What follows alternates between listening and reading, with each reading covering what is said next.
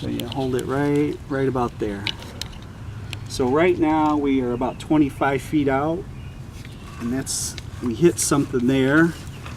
We went underwater, and then we hit the edge of something right there, and we could go no further.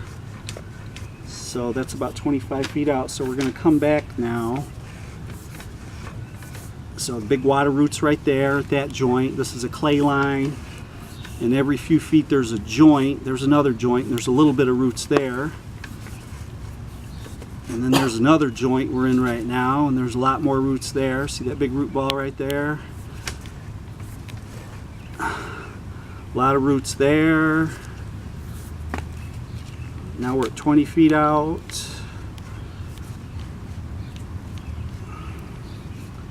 It's water. A little bit of roots right there at that joint. A little bit of roots there at that joint.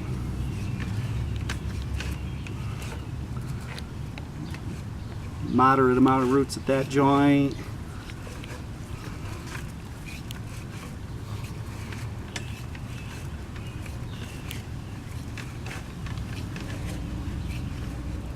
Now this is the big root area right here that we hit, and this is right at the bottom. This is right at the clean out basically, because we're only 10 feet out right now, and this is like a 6-foot drop or a 5-foot drop down into the hole. So this is right at the bottom. There's a lot of roots right at the entry level, the entry point. Now we're vertical, in the vertical line. And we're coming out.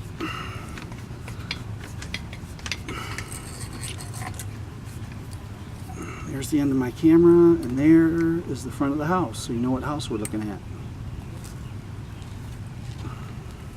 Get the address over there. So that's it. So a lot of sewer line issues in this house. So we recommend that it be power jetted out would be my first choice, but that's like $800 to $900, $1,000 to power jet.